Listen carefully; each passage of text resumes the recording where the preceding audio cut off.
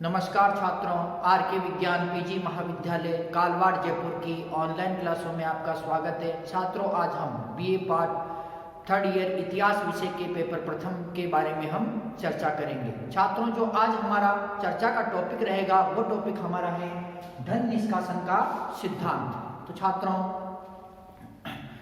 अंग्रेजों ने भारत के अंदर जो व्यापार के उद्देश्य से प्रवेश किया और धीरे धीरे इन्होंने संपूर्ण भारतवर्ष पर कब्जा कर लिया और इसके बाद में जो इन्होंने क्या किया कि भारत का जो धन था वो धन इंग्लैंड भेजने लगे। छात्रों, भारत का धन कच्चे माल के रूप में, सोने चांदी के रूप में तथा अंग्रेज अधिकारियों के वेतन भत्तों, पेंशन, बीमा तथा उनके अन्य खर्चों के रूप में वो इंग्लैंड भेजने लगे और भारत का वो आर्थिक रूप से शोषण करने लगे। यहाँ तक कि जो भारत में जब महामारी फैली तथा जो अकाल पड़े तो उस समय भी जो अंग्रेजों ने भारत की जनता से, भारत के किसानों से भारी मात्रा के अंदर कर वसूले और इन करों के रूप में जो धन था वो इंग्लैंड भेजा। इंग्लैंड से ये धन भेज देते थे, परंतु ये उस धन का जो भारत से ये वसूल रहे हैं कर के रूप में, तो उस धन का प्रयोग भारत के अंदर किसी भी प्रकार के विकास कार्य में अंग्रेजों द्वारा नहीं किया गया।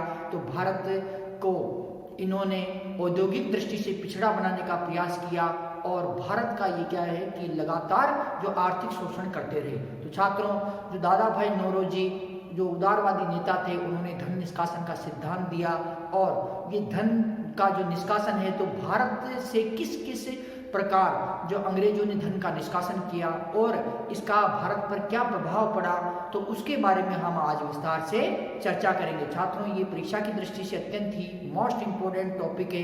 तो छात्रों, हम देखते हैं धन निष्कासन का सिद्धांत। तो इसके बारे में छात्रों हम देखते हैं कि ईस्ट इंडिया कंपनी व्यापार के उद्देश्य से भारत में आई। East India company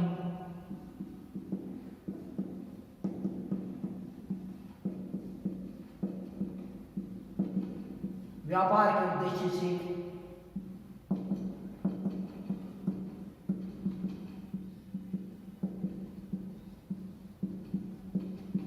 east India company व्यापार के उद्देश्य से भारत आई। व्यापार के उद्देश्य से भारत आई, परंतु भारत में इसने ब्रिटिश साम्राज्य स्थापित कर दिया। परंतु भारत में इसने ब्रिटिश साम्राज्य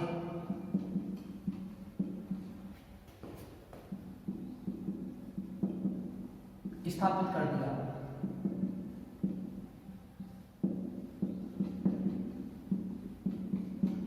परंतु इसने भारत में ब्रिटिश साम्राज्य स्थापित कर दिया। 1813 ईस्वी के चार्टर एक्ट द्वारा इंग्लैंड के निजी व्यापारियों को भी 1813 ईस्वी के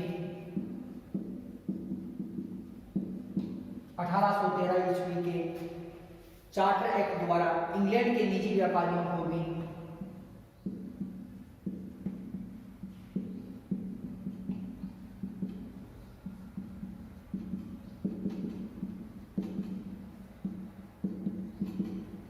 इंग्लैंड के निजी व्यापारियों को भी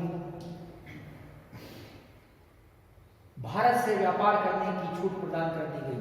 भारत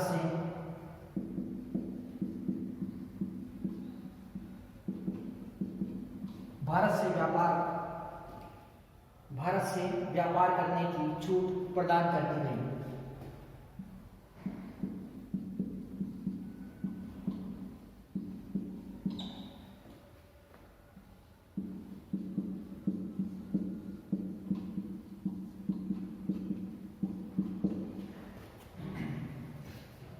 इसका परिणाम यह निकला कि इंग्लैंड में निर्मित माल का भारत में आयात बढ़ा। इसका परिणाम यह निकला कि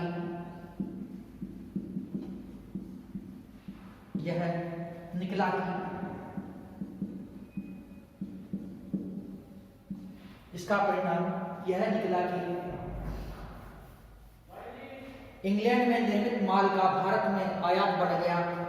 इंग्लैंड में निर्मित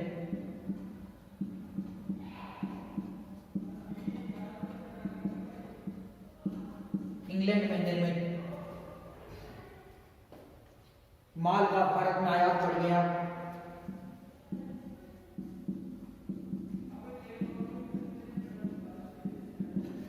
आयात बढ़ गया।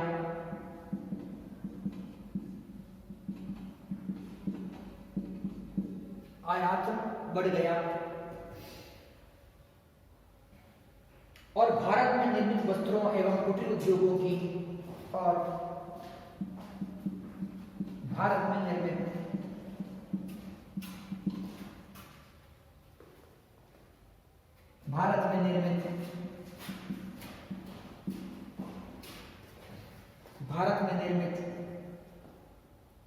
वस्त्रों एवं कुटीर उद्योगों की वस्तुओं वस्त्रों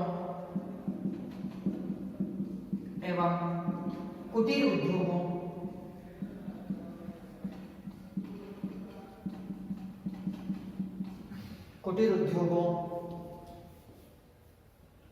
की वस्तुओं के निर्यात में भारी कमी आई।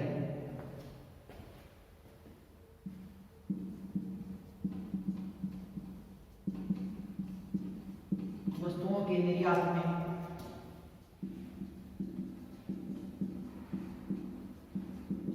भारी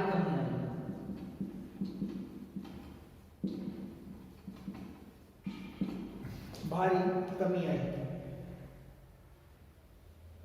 भारत से कच्चा माल इंग्लैंड भेजा जाने लगा और इंग्लैंड में निर्मित माल भारत आने लगा। भारत से कच्चा माल इंग्लैंड भेजा जाने लगा। इंग्लैंड भेजा जाने लगा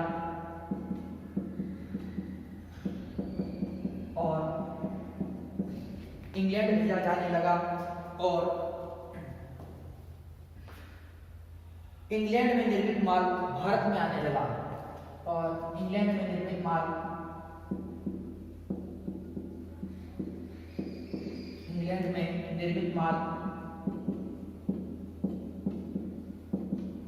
भारत आने लगा।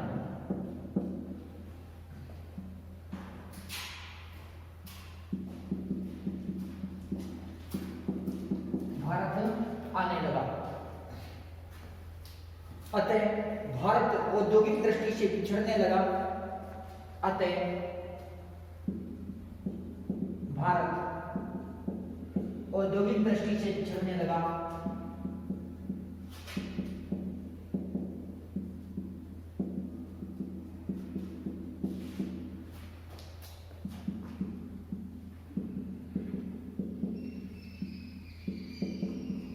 और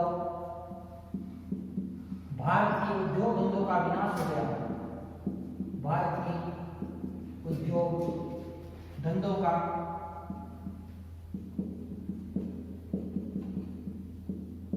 विनाश हो गया। तो छात्रों, जो भारत के अंदर देखते हैं हम कि ईस्ट इंडिया कंपनी व्यापार के उद्देश्य से आई थी। 1600 ईस्वी में ईस्ट इंडिया कंपनी की स्थापना हुई थी और इसने व्यापार के उद्देश्य से भारत में प्रवेश किया, परंतु जो भारत की जो कमजोर केंद्रीय जो सत्ता थी उसको देखकर तथा भारत की जो आपसी फूट देखकर, इसके अतिरिक्त जो भारत के जो तो छात्रों, जो ईस्ट इंडिया कंपनी व्यापार के उद्देश्य से भारत में आती है और भारत की जो कमजोर केंद्रीय सत्ता तथा जो कमजोर जो राजनीतिक सत्ता को देखकर, इसके अतिरिक्त जो भारत के अंदर आपसी फूट को देखकर ये क्या करती है, धीरे धीरे जो भारत पर कब्जा कर लेती है छात्रों। और ये क्या करती है, ब्रिटिश साम्राज्य की स्थापना कर देती है और ब्रिटिश साम्राज्य की स्थापना के बाद में भारत का आर्थिक शोषण प्रारंभ हो जाता है छात्रों। 1813 ईस्वी के इंग्लैंड के निजी व्यापारियों को भी भारत से व्यापार करने की छूट प्रदान की गई। तो छात्रों, 1813 ईस्वी के अंदर जो इंग्लैंड के निजी व्यापारी थे तो इनको भी जो भारत में जो व्यापार करने के लिए बुला लिया गया, और इन्होंने जो इंग्लैंड के जो व्यापारी थे तो उन्होंने भी अपनी जो यहाँ पर फैक्ट्रियाँ स्थापित करनी प्रारंभ कर दी, जिसके कारण क्या हुआ, भारतीय उद्योग धंधों को जो हानि हुई। इसका परिणाम यह निकला कि इंग्लैंड में निर्मित माल का भारत में आयात बढ़ गया और भारत में निर्मित वस्त्र एवं कुटीर उद्योगों की वस्तुओं के निर्यात में भारी कमी आई। अंग्रेजों ने क्या किया कि जो निजी व्यापारी थे उनको भी भारत में जो व्यापार करने की छूट प्रदान कर दी, और इसके बाद उन्होंने क्या किया कि भारत के अंदर जब ये निजी व्यापारी अपना व्यापार करने लगे तो ऐसी स्थिति में क्या हुआ कि इंग्लैंड में जो माल जो निर्मित होता था वो भारत के अंदर जो आने लगा, और जो भारत का जो माल था वो निर्यात पर उन्होंने रोक लगा दी। अर्थात इसका कारण ये हुआ कि इंग्लैंड में निर्मित माल भारत के बाजारों में बिकने लगा, और भारत के अंदर जो निर्मित माल था उसको जो इंग्लैंड में बेचने के लिए जो प्रतिबंधित कर दिया गया। अर्थात भारत के लोग हैं, भारत के जो स्थानीय व्यापारी हैं वो अपना माल इंग्लैंड के अंदर नहीं बेच सकते हैं, जबकि इंग्लैंड के व्यापारी भारत के अंदर अपना माल भेज सकते हैं और यहाँ पर बेच सकते हैं, जिसके कारण क्या हुआ, भारतीय उद्योग धंधों को हानि हुई, कुटीर उद्योग तथा जो वस्त्र उद्योग है वो पतन के मार्ग पर चला गया। भारत से कच्चा माल इंग्लैंड भेजा जाने लगा और इंग्लैंड से निर्मित माल भारत में आने लगा। भारत का जो कच्चा माल था वो कहाँ भेजा जाने लगा, इंग्लैंड के अंदर भेजा जाने लगा, और जो कच्चा माल इंग्लैंड में बनता था और वापस भारत के बाजारों के अंदर ही महंगे दामों में बिकता था। अर्थात भारत का कच्चा माल ये बहुत ही कम दामों में या फिर फ्री में, या तो फ्री के अंदर मुफ्त में या बहुत ही कम दामों में कहाँ भेजा जाता था, इंग्लैंड भेजा जाता था, और वहाँ से निर्मित होता था और भारत की बाजारों के अंदर ये महंगे दामों के अंदर बिकने लगा। अतः भारत औद्योगिक दृष्टि से पिछड़ने लगा और भारत के उद्योग धंधों का विनाश हो गया। भारत क्या हुआ, औद्योगिक दृष्टि से अब पिछड़ने लग गया और उद्योग धंधों का विनाश हो गया। तो छात्रों अब हम देखते हैं कि धन निष्कासन का अर्थ, जो धन निष्कासन है तो उसका अर्थ क्या है, तो उसके बारे में हम चर्चा करते हैं।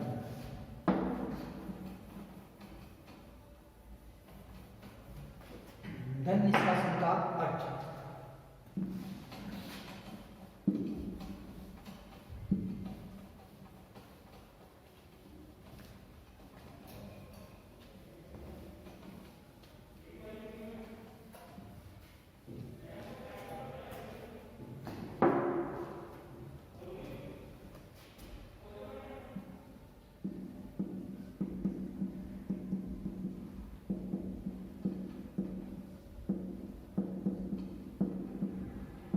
धन निष्कासन का अर्थ,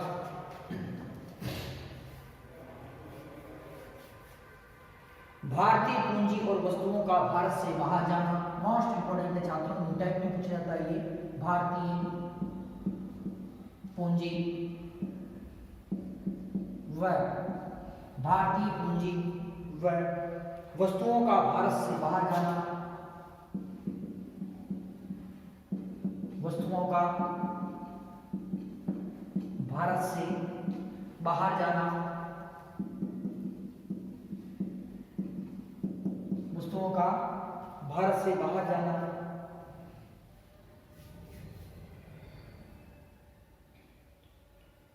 और इसके बदले में भारत को कुछ भी प्राप्त नहीं होना, और इसके बदले भारत को कुछ भी प्राप्त नहीं होना, भारत को कुछ भी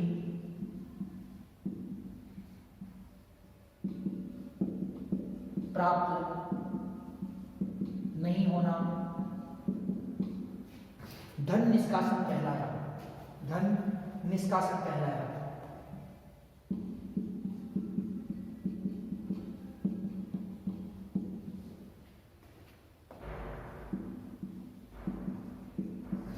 धन निष्कासन कहलाया। धन निष्कासन की मात्रा, धन निष्कासन की मात्रा,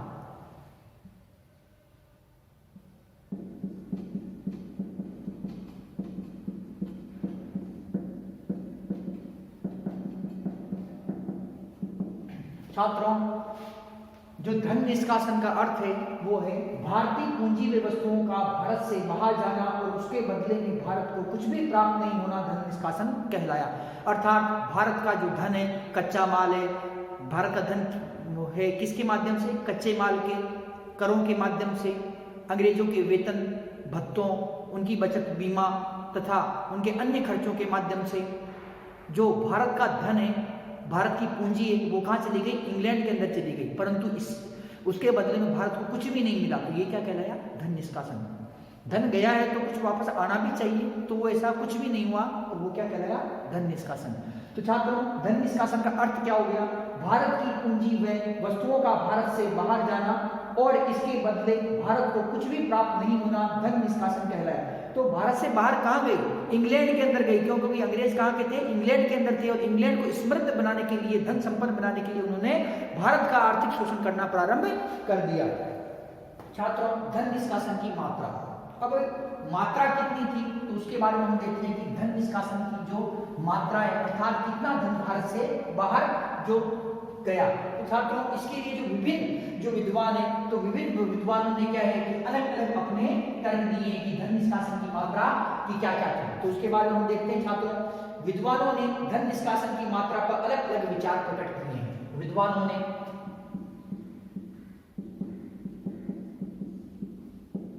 धन निष्कासन की मात्रा पर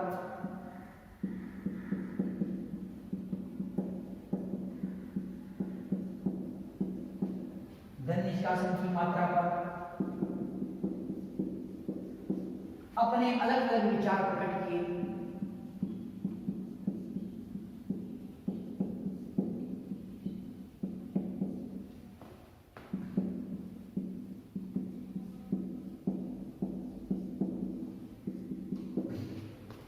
अपने अलग अलग विचार प्रकट किए। जॉर्ज विनगेट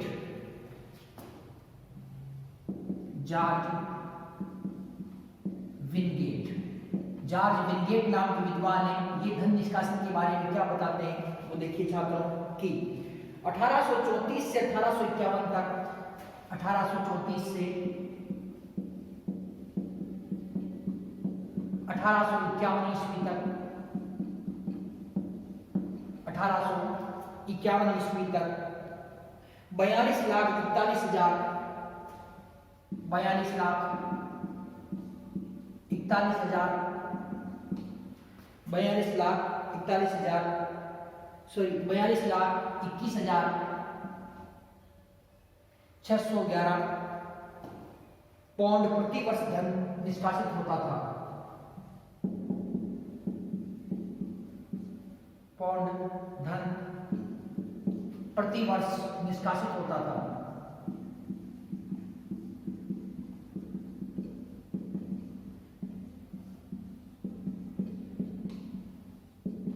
निष्कासित होता था।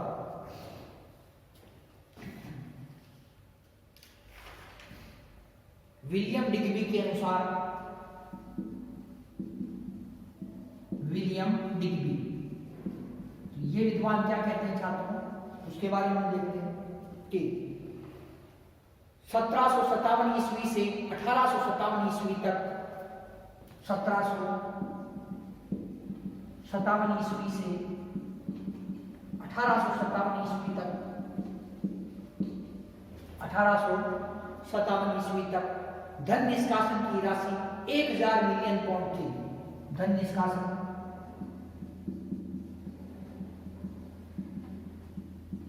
की राशि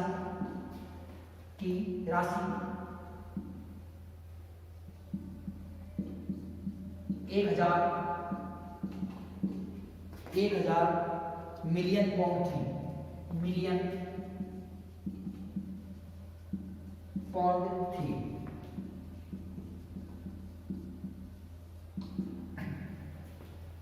छात्रों, इसी के अनुसार जो अगले विद्वान हैं वो क्या बताते हैं उसके बारे में हम देखते हैं। दादा भाई नौरोजी, जीवी जोशी, आर.सी. दत्त। दादा भाई नौरोजी, इन्होंने धन निष्कासन का सिद्धांत दिया। दादा भाई नौरोजी, जीवी जोशी,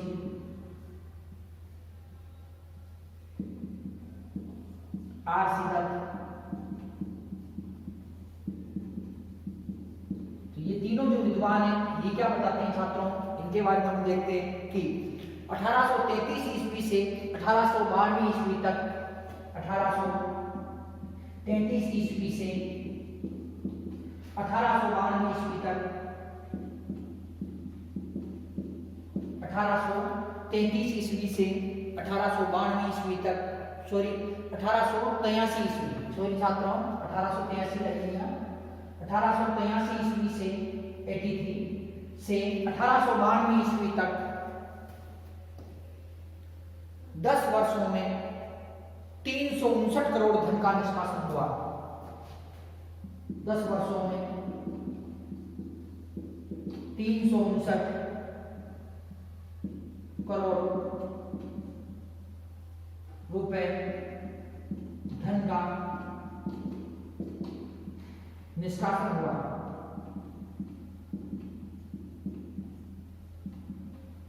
निष्कासन हुआ।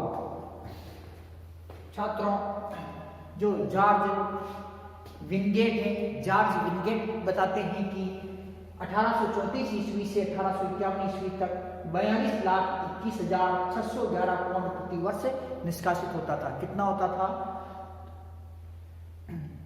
ये? 1834 ईस्वी से 1851 ईस्वी तक 42,21,611 पाउंड धन प्रति वर्ष निष्कासित होता था। किसने कहा ये जॉर्ज विनगेट जो थे उन्होंने। विलियम डिग्बी नाम के जो विद्वान है ये क्या बताते हैं कि 1787 ईस्वी से 1857 ईस्वी तक, कब से कब तक? 1757 ईस्वी से 1887 ईस्वी तक धन निष्कासन की राशि 1000 मिलियन पाउंड थी। कितनी थी? 1000 मिलियन पाउंड थी धन निष्कासन की ये राशि। धन निष्कासन की मात्रा, विद्वानों ने धन निष्कासन की मात्रा पर अपने अलग अलग विचार प्रकट किए। जो विद्वान थे उन्होंने धन निष्कासन की जो मात्रा है उस पर अपने अलग अलग विचार प्रकट किए। जैसे दादा भाई नौरोजी ने, जीवी जोशी और आरसी दत्त, ये तीनों विद्वान एक ही बात बताते हैं। और क्या कह रहे हैं ये कि 1883 ईस्वी से 1892 ईस्वी तक 10 वर्षों में 359 करोड़ रुपए धन का निष्कासन प्रति वर्ष जो होता था। तो छात्रों ये क्या है, ये दादा भाई नौरोजी, जीवी जोशी और आरसी दत्त, इन्होंने क्या कहा? 1883 ईस्वी से 1892 ईस्वी तक 10 वर्षों में 359 करोड़ रुपए धन का निष्कासन हुआ। मतलब 10 साल के अंदर अंग्रेज इतना धन है जो भारत से निकाल के दे गए। इसके बाद में छात्रों जो अगले विद्वान हैं उनके बारे में हम चर्चा कर लेते हैं कि अगले कौन से विद्वान हैं। छात्रों अगले हैं डी.ई. वाचा। डी.ई. वाचा नाम के जो विद्वान हैं ये क्या बताते हैं छात्रों धन निष्कासन के बारे में? 1860 से 1900 ईस्वी तक, 1860 ईस्वी से 1900 ईस्वी तक, 1860 ईस्वी से 1900 ईस्वी तक राशि 30 से 40 करोड़ प्रति वर्ष थी। राशि 30 से 40 करोड़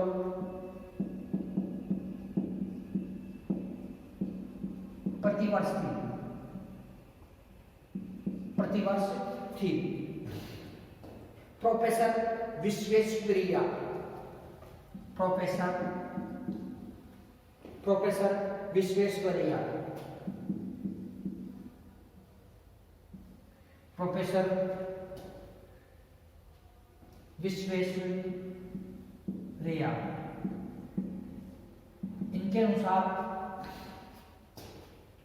1934 ईस्वी में गृह प्रभार व पेंशन को छोड़कर 1934 ईस्वी में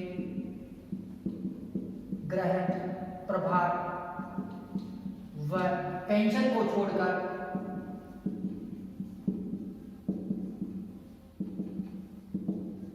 पेंशन को छोड़कर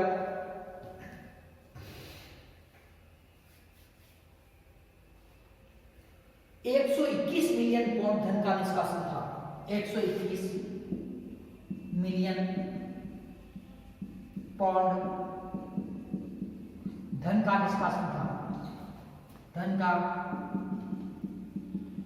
निष्कासन था। मतलब इतना धन है जो निकला, किसके द्वारा? प्रोफेसर विश्वेश्वरैया के द्वारा कहा गया है। पेवलॉक, जो पेवलॉक नाम के विद्वान है, पेवलॉक नाम के जो विद्वान है, क्या बताते हैं छात्रों कि 1930 के दशक में अंग्रेजों ने भारत से 1930 के दशक में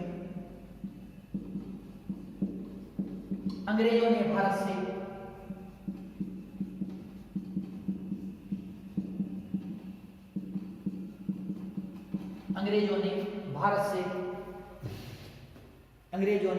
से केवल कर के रूप में 130 से 40 केवल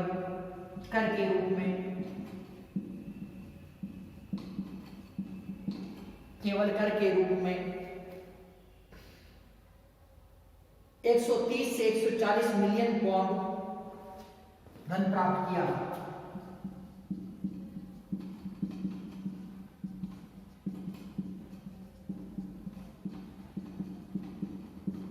मिलियन पाउंड धन प्राप्त किया।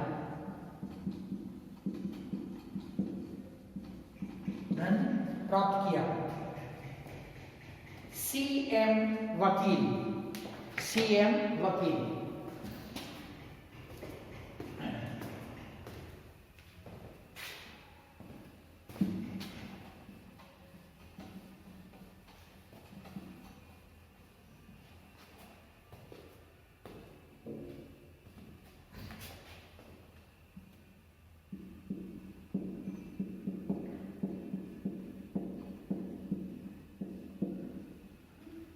जो सीएम वकील नाम के विद्वान है, ये क्या बताते हैं? इन सभी आंकड़ों का विश्लेषण करने के बाद, जो ये सभी आंकड़े दिए हैं विद्वानों ने, इन सभी आंकड़ों का विश्लेषण करने के बाद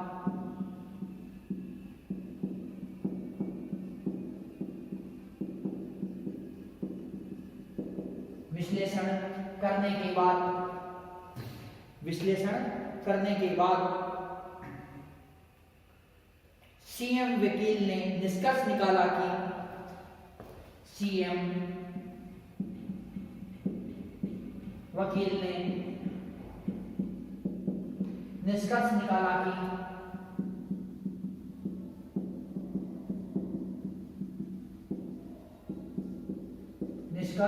निकाला कि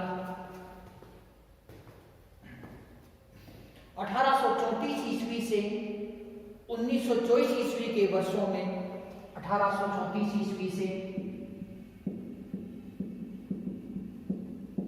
1924 ईस्वी के 1834 ईस्वी से 1924 ईस्वी के वर्षों में निष्कासित होने वाली धनराशि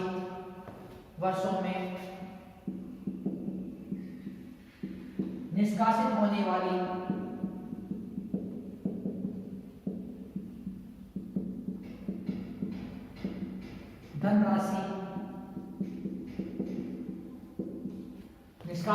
वाली धनराशि 394 से 591 मिलियन पाउंड थी। 394 से 591 मिलियन पाउंड थी।